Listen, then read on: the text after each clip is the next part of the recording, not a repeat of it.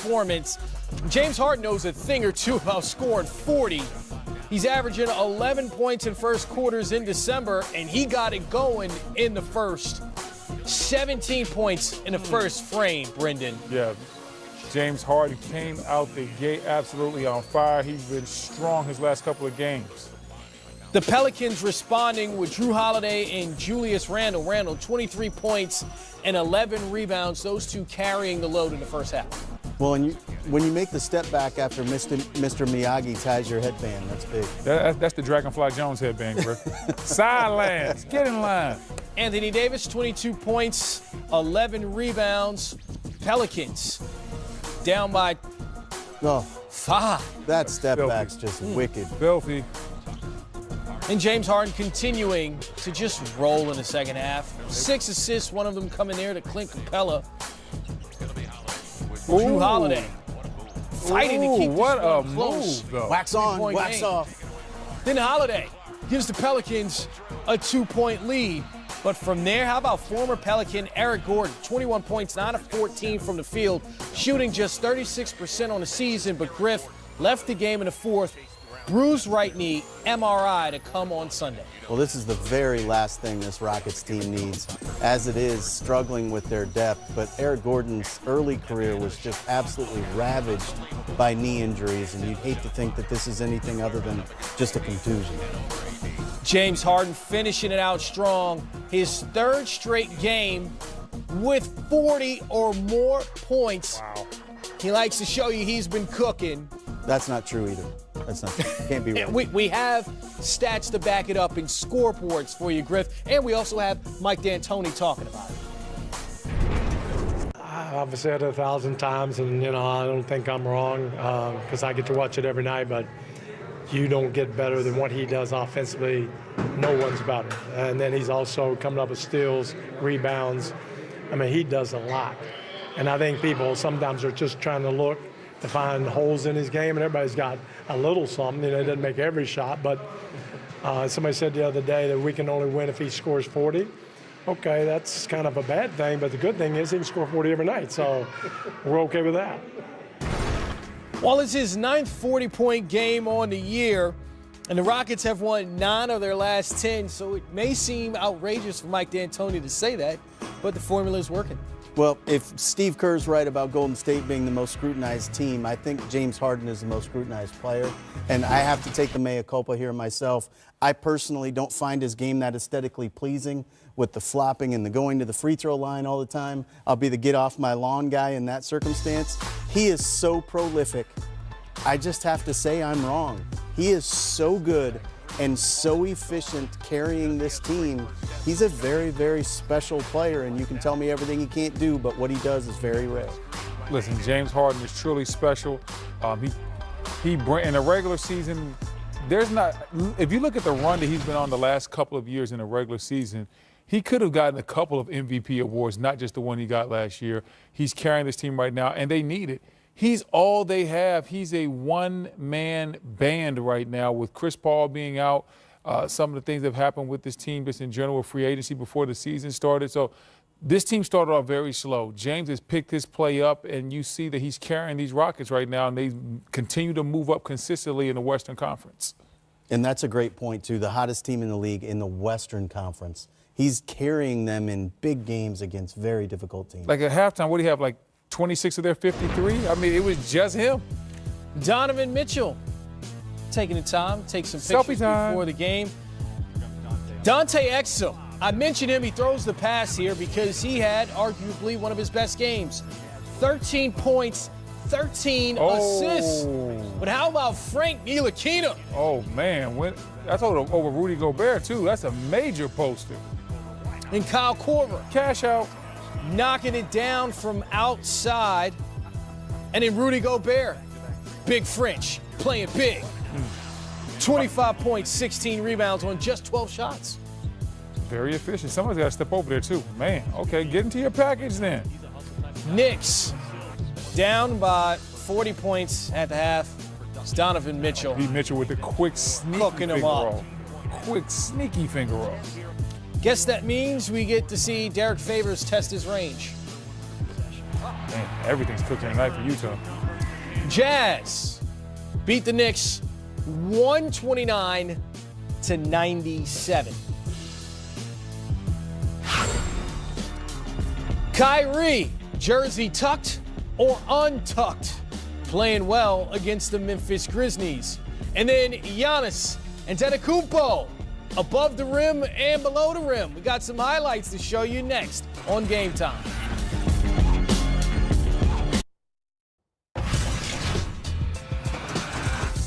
As you just saw, the Washington Wizards beat the Charlotte Hornets without the services of John Wall. He is out the rest of the season. The Wizards announced that during the game. He'll have left heel surgery, expected to miss 6 to 8 months. Wall averaging 21 points, 9 assists a game, just under those numbers actually. Played 32 games this season after playing just 41 games last season. Chris Miles, David Griffin, Brendan Hayward here with you. Griff, if you're the Wizards, now you're looking forward, you have yourself a situation considering Wall's season has been cut short the last 2 years in a row. Well, I mean, in the NBA, and Brendan, you know this very well, adversity is a given. It's an absolute lock. You will face it. And the decisions you make and the way you choose to deal with it is optional. And what I think you saw Washington do tonight is rise up in the face of great adversity and let this injury spate that they've had. Several players, you heard them talk about it earlier, John Wall, Markieff Morris, Dwight Howard, Otto Porter, all out. And they still decided that they cared enough to rise up and compete. And that's what you have to do. And there's a very decent likelihood that this injury to John Wall galvanizes this group. And we'll see the best basketball they've played if they can get a healthy Otto Porter and a healthy Markieff Morris. And I think that's what they're counting on right now. I'm looking at this team, looking at the stats. Oh, boy. Color him skeptical is what this means. No. 35 assists tonight.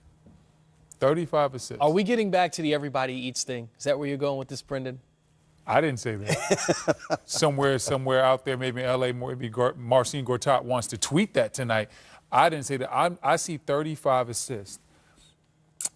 9 from Ariza, 7 from Green, 3 from Bryant, 5 from Beal.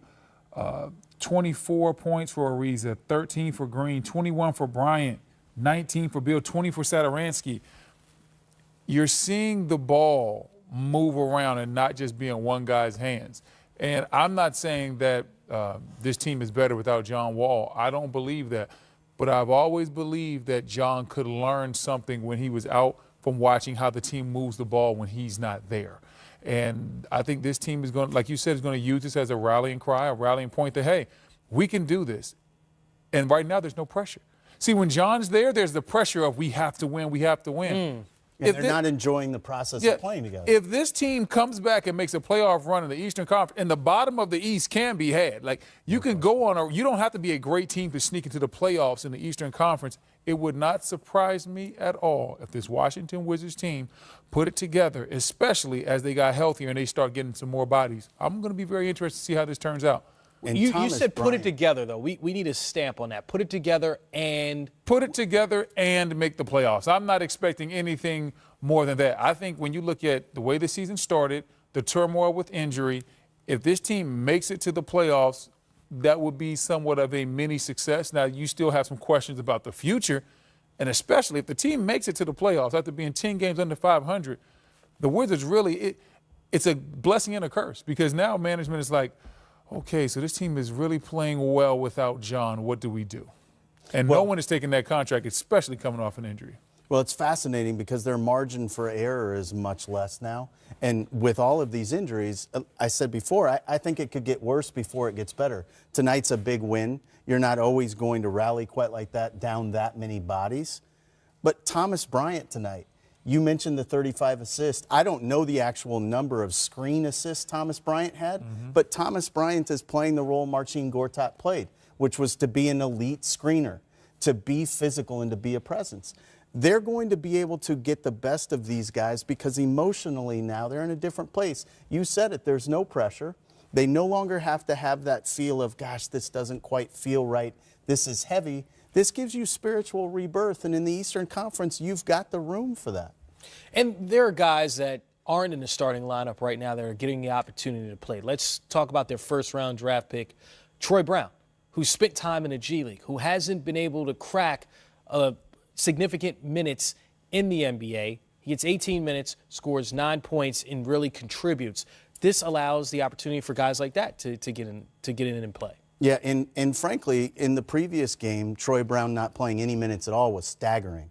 The way that they were playing the rotations with Decker and Randall and Baker and not giving Troy Brown an opportunity was shocking in and of itself.